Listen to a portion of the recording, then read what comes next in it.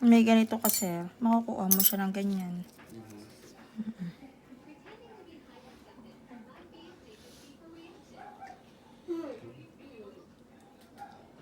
Dry skin to ha.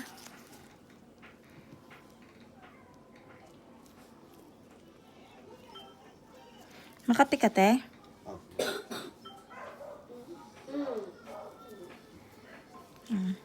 Ito na mo, ang dami oh. Ang durog-durog eh.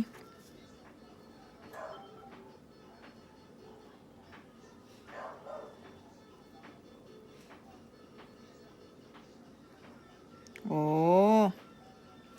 Nakatago sa ilalim. Wait lang ha.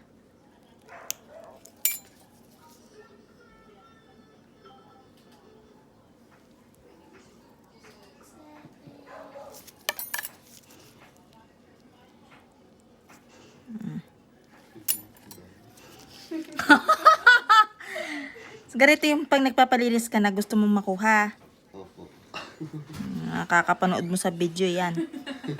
Manifest. Manipis matuloy.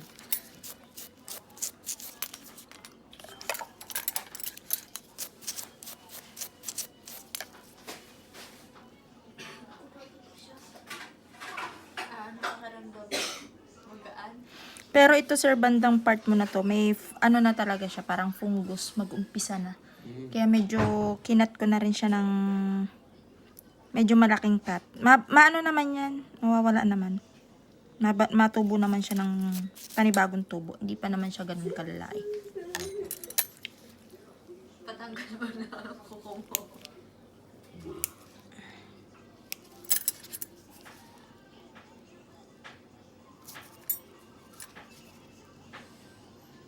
Ang daming laman oh. Sa loob.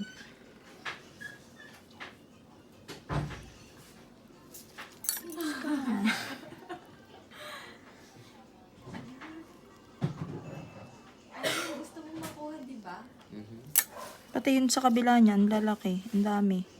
Yan po yung pinapatanggal niya sa akin. Hindi naman ako marunong.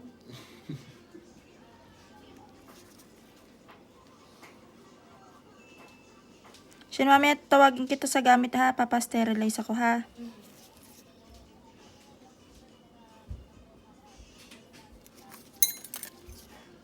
Ano masabi? Oo, para nabunutan ng ano niyan, tinik.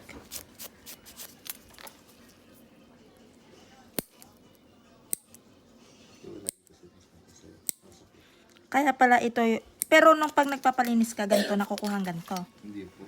Ah, kaya pala naghahanap ka talaga ng ano. Tapos napapanood mo pa yung video ko pa. Eh, hindi naiinggit ka.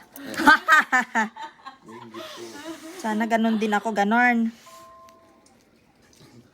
Oh, ayan, na-experience mo na. Walang Anong feeling nung na-experience mo? sarap. Maginhawa? Opo. Tsaka ano, magaan lang. Magaan na, no? Pag hindi na kagaya ng pag tinatapak mo minsan Masakit ba ako maglinis? hindi naman. Hindi. Kasi sa akin first time, hindi naman. Sabi kasi nila mabigat daw ang kamay ko. Sa video lang kasi yun akala nila. Pag sa video kasi parang ganun nga. Pero actual, hindi. Ang dami naman nagsasabi sa akin eh.